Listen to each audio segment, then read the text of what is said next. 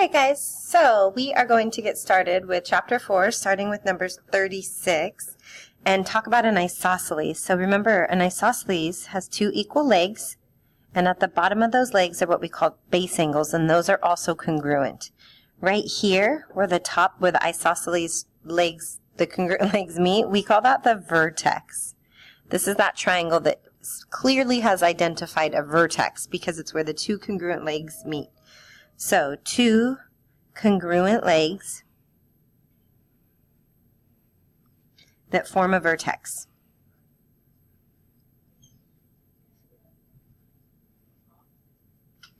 At the bottom of the legs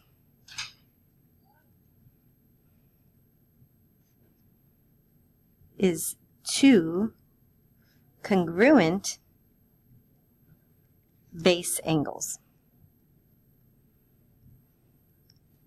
An equilateral, that should be the most straightforward. Everything, including the sides and the angles, is equal. All sides and angles are equal. All of the angles equal 60 degrees.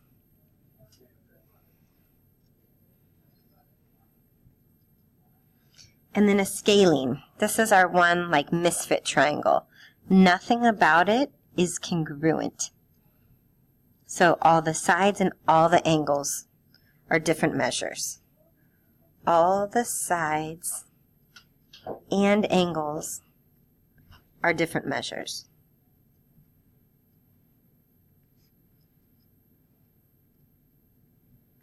And that's that. So, what type of triangle has a hypotenuse? A right triangle. A right triangle. And the hypotenuse is always across from the 90-degree angle. Always across from the 90-degree angle. And it's the longest leg or side of the triangle. Okay, what type of triangle has a vertex angle? We talked about that a couple problems ago back in 36A. An isosceles, I always struggle spelling that word, triangle, where the two congruent legs meet.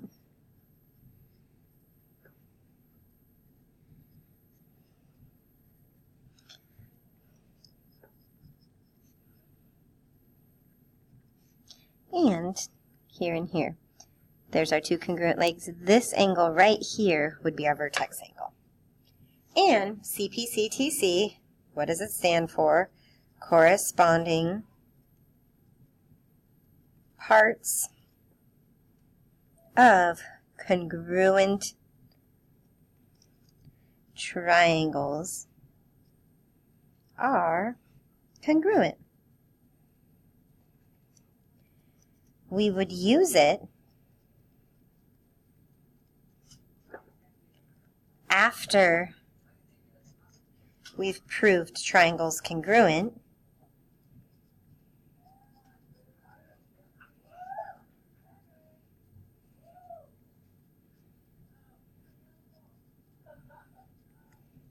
like angle, side, that sort of thing, to say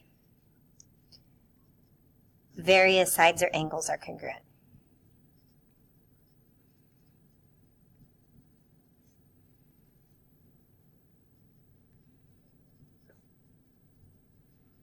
That's when we would use CPCTC. We have to prove that the triangles are congruent first, and then we can say that their parts are congruent. Okay, so this is an isosceles triangle here at number 40. These congruent marks tell me that, right? These legs are congruent, which means their base angles would be congruent, which means this angle equals 3y also. So let's start by solving for y. I'm going to do 3y plus 3y plus 2y, And I'm going to set it equal to 180 because these are all angles in a triangle, and angles equal 180. So I will combine like terms and get 8y equals 180. And then I'm going to divide by 8 and divide by 8 and get y equals 22.5. So 22.5 is my y. Now I'm going to solve for x. Well, because it's an isosceles triangle, I know this side and this side are congruent. So I'm going to set these two equal to each other. 3x plus 14 equals 7x minus 2. I'm going to get my x's on one side, so subtract 3x and subtract 3x.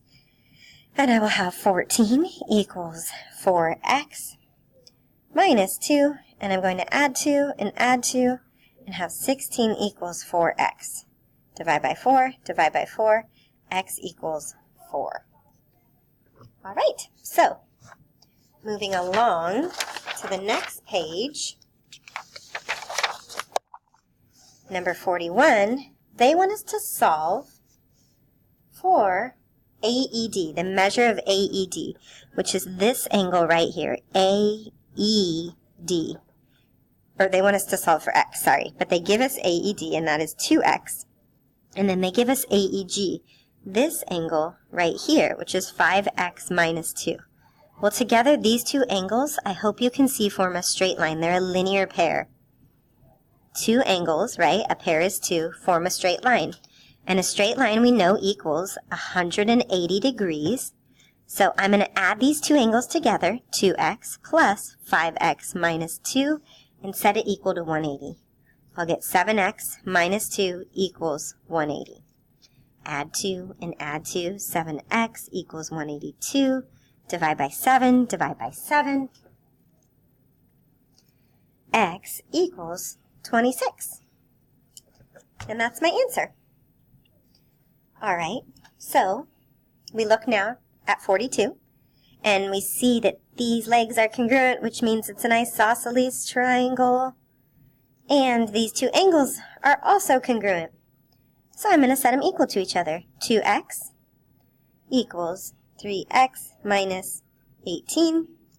Subtract 3x, negative x equals negative 18. I need to get rid of that negative so I can divide by negative 1. And I now know that x equals 18. All right, moving along to number 43.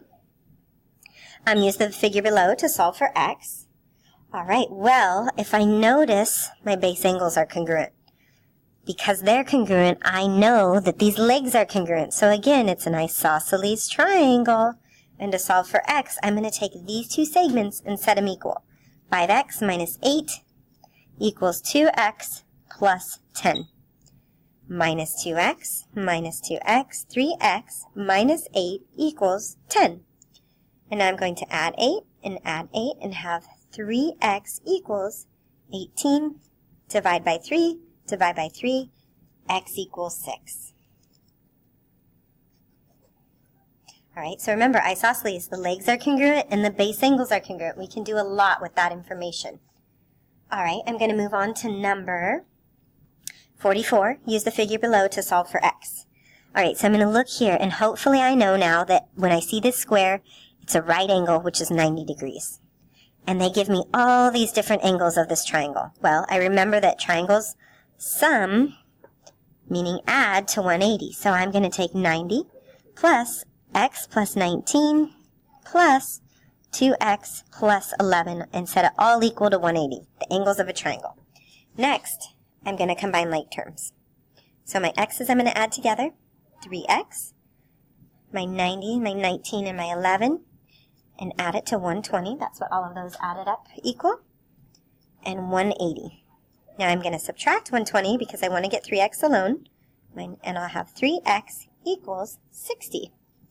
I need to divide by 3 and divide by 3, and x equals 20. So there's my answer for number 44. Okay, so this might help right here, number 45. Our congruent statements, we struggle with a little bit. Okay, so what I'm going to do is I'm going to go ahead and draw my two triangles so that I can see them side by side. And I know that A and F, since they match here and here, they're also congruent. And that B, right here, matches with G. And that H, 1, 2, 3, and C, they match up also. So when I look at G, I know that that corresponds to B. So G and B, they were buddies. So since G is first, I'm going to put B first. And now H here, well, what corresponded to H? Oh, that was C. So C is going to go next. That was the one with 3 lines. And then F, oh, F was down here. It had 1 line, so that's going to match up with the A. So my congruent statement would be triangle BCA. And some of you, it might help to draw pictures. Maybe you just want to color code if that's easier for you. So that's number 45. Let's move on to number 46. All right, so it says AB, whoops, let's actually get to the picture so we can see it. AB is equal to CD. So this is congruent to this. And AB and CD are parallel. Well, what I'm going to do now is I'm going to look at this segment right here. It says it wants me to prove triangle ABD is congruent to which triangle? All right, well, I know that these two this line is congruent to itself based off the reflexive property, right? And I know since these are parallel lines that this angle and this angle are congruent. Trey Benedict, please report to the front office. Trey Benedict. All right, so these two angles are congruent because they're parallel, and these are alternate interior angles, so they're congruent. So now I have one triangle right here, and I have another triangle right here that I've just proved that they're congruent. And that's based off of the side, the angle, and the side that they share. The side, the angle, and the side that they share. So side, angle, side. And now we want to keep track. Well, A is my right angle. C is my right angle, so it's A, B, D. Now we want to make sure we stay in the same order. So since A was my right angle, I'm going to look and see, oh, C was my right angle. And then it went to the angle that they had congruent, right here, B. So I'm going to look down and see that, oh, D right down here is where they were congruent. And then it worked its way back up to B, where there was no angle congruent. So that's how I would write this congruent statement, CDB. All right, and then let's move on to 47. RC bisects angle HRT. So HRT is this angle right here. RC bisects it. Because it bisects it, these two angles are actually congruent to each other. All right, and it says the angle H is congruent to angle T. So these two angles are congruent to each other. Well, they share this side, so we now have an angle, and a side that are congruent. So an angle, and a side that are congruent, that we can prove these triangles congruent. Now we just need to make sure we can keep the congruent statement the same. So I'm looking at R, that has one angle line, which means I can start with R on this one, also one angle line. And then I go to T, which is where I had 2 angle lines. So now I'm going to go to H, which has 2 angle lines. So RH, and then C is my only option of what's left over, so RHC. And that is the end of the Chapter 4 review video. Happy studying. Hope you liked it.